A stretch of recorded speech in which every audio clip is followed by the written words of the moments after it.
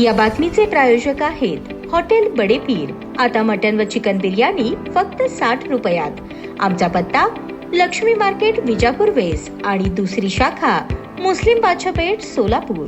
सोलापूर महानगरपालिका सार्वत्रिक निवडणुकीत आम आदमी पार्टी सर्वच जागा लढवणार आहे। त्यापैकी 10 उमेदवारांची पहिली यादी राज्य संघटक ॲडव्होकेट सागर पाटील यांनी पत्रकार परिषदेत जाहीर केली। पक्षाच्या वतीने शनिवारी 10 उमेदवारांची पहिली यादी जाहीर करण्यात आली। यामध्ये आकाश गायकवाड प्रभाग 6 ड, अमोल पुदे प्रभाग 6 ब, जुबेर हिरापुरे प्रभाग 14 ड, सुचित्रा वाघमारे प्रभाग 14 क, निलेश संगेपाक प्रभाग 15 ड, मल्लिकार्जुन पिलगेरी प्रभाग 17 ड, मंजूर खानापुरे प्रभाग 20 क, अझहर शेख प्रभाग 20 ड, विनायक पवार प्रभाग 24 ड, अंबादास कंदुरे प्रभाग 16 अ एससी यांचा समावेश आहे। आम आदमी पार्टी ही निवडणूक मोठ्या ताकदीनिशी लढवणार आहे। सत्ता दिल्यास घरपट्टी हाफ, पाणीपट्टी माफ, दररोज 600 लिटर पाणी मोफत देण्याचे आश्वासन यावेळी पक्षाच्या वतीने ॲडव्होकेट सागर पाटील यांनी दिले। भाजपचे आमदार सुभाष देशमुख आणि विजयकुमार देशमुख हे निष्ठावंत कार्यकर्त्यांच्या बाजूने आहेत, त्यामुळे त्यांची पक्षावर मोठी नाराजी दिसून येते। तेव्हा या दोन्ही देशमुखांनी आम आदमी पार्टीत यावे, त्यांच्या नेतृत्वाखाली आम्ही काम करण्यास तयार आहोत, असे खुले आवाहन राज्य संघटक सागर पाटील यांनी केले आहे।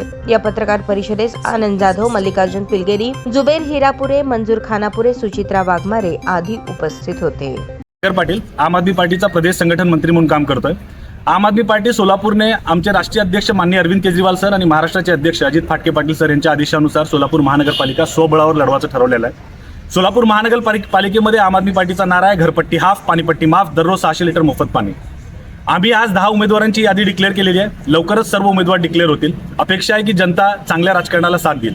त्यासोबत मला हे पण सांगायचं आहे की सोलापुरातलं आज राजकारण बघितलं तर अत्यंत वाईट वाटतंय की ज्या लोकांनी आज बीजेपी इथं उभा केली, ते विजय देशमुख सर असतील किंवा सुभाष देशमुख सर असतील, आज ज्या पद्धतीची वागणूक त्यांना त्या पक्षामध्ये मिळत आहे हे अत्यंत दुर्दैवी आहे। आणि त्याच्यापेक्षा दुर्दैवी आहे की हिंदुत्वाच्या नावाखाली ज्या लोकांनी आज ते पक्ष मोठा केला, आज देशासाठी म्हणून त्या लोकांनी काम केलं, आपलं सर्वस्व सोडलं, असे त्यांचे ते कार्यकर्ते आहेत, त्यांना किंमत दिली जात नाही, त्यांना बाजूला केलं जात आहे असं ते सांगत आहेत।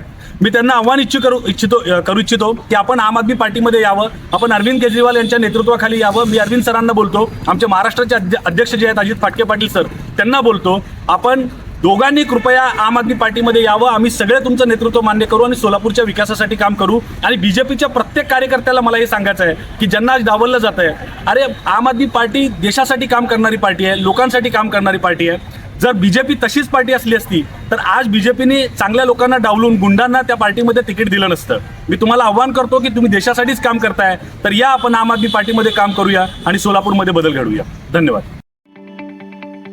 ताज्या बातम्या पाहण्यासाठी प्राईम महाराष्ट्र न्यूज चॅनलला सबस्क्राईब करा।